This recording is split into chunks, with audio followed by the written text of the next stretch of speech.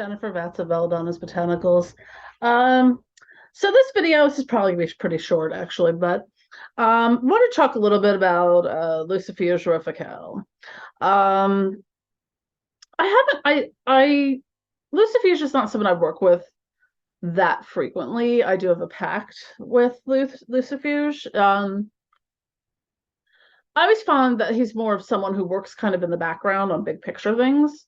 Um, But it's always interesting for me when I've worked with Lucifuge. He always appears as sort of this like suave yet oddly like hot nerdy like businessman. But like old like from like the 50s or 60s or 40s or something like that, like not a contemporary like and stuff. And he sort of has this interdimensional office that kind of exists between the realms in its own space. And the last time I did some work with him recently, um yeah, there were all these like bound, books and binders of all the packs and stuff on his desk, but there was a little black book on his desk. And I asked him what this little black book was. And the little black book is basically a list of people who are blacklisted from working with the demonic divine. I don't know how it works necessarily. And obviously I didn't like, see any names in the book. I did question. I was like, well, how does this work? Is this just in the current incarnation? Is it carried over from past incarnations? Does it carry to future ones? Are permaban sort of thing? And his, pithy response was just sort of like, well, if the punishment fits the crime. So apparently you can fuck up so hard that demons don't even want to work with you. So um, you learn something new every day when you work within the infernal realm. But I just thought I thought it was interesting that and basically how it was explained to me was that the people whose names are in this book, they can call upon the infernal realm and demons, all they want. They may think they're even working with them.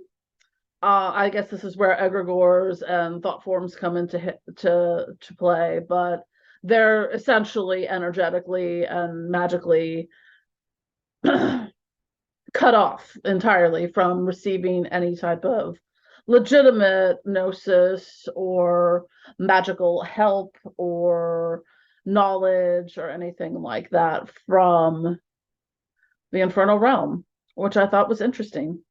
So even apparently hell, hell has some community standards, y'all. Who knew? I just thought it was a little interesting nugget of wisdom to share because Lucifuge is sort of elusive for me. Like I worked with him initially back in 2000 when I was path working through at the time what some people call the nine demonic gatekeepers. So I did some work with Lucifuge. I really found out of that sort of that nine. Like I mostly work with Lucifer, Belial, Azazel, Abaddon, and Satan. And a little bit with Asmodeus, not as much with Baal and Beelzebub, every once in a while, but and Lucifuge very, very minimally and very rarely. But and I'm now remembering that I'm supposed to add an addendum to my pact, and I do not remember what that was supposed to be.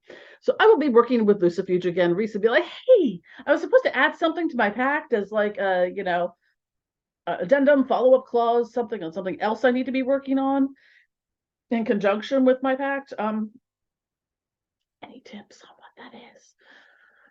But anyways, so I just wanted to share that, you can irk demons and deities. I know I've done it. I think Lucifer was a little upset with me earlier in the year because I didn't keep a promise to him about loving myself first and foremost, and got really lost and really it was bad. But all's well that ends well. So yeah, that was just a little anecdote I wanted to share on my experiences working within the demonic realms and with these different entities. It's always an interesting experience. Like The last time I worked with Belial, he showed up as Thing from the Addams Family, and I was like, really, Belial? It was like, what more do I need than a hand to flip off the world? I'm like, yeah, that tracks. Belial's always been a very odd one to work with for me. Like, he just shows up in the most mysterious and hilarious ways often. Someone I was talking to years ago said he once appeared to them as the poop emoji. I'm like, yeah, that tracks. You get a sense after working with them for a while their energetic signatures. So if they show up, as Thing or as a poop emoji, you know it's Belial,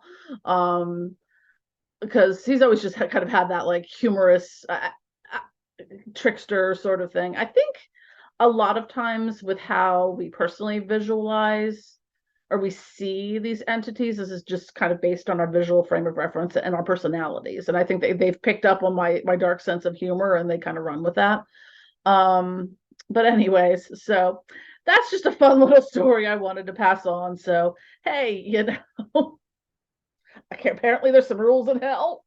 I don't know what they are, but you can fuck up so bad that demons don't even want to work with you. I find that actually kind of hilarious. I might the next time I work with Lucifuge, I might inquire further about that because that one really kind of tickled me a bit. Anyways, have a good one. I love y'all.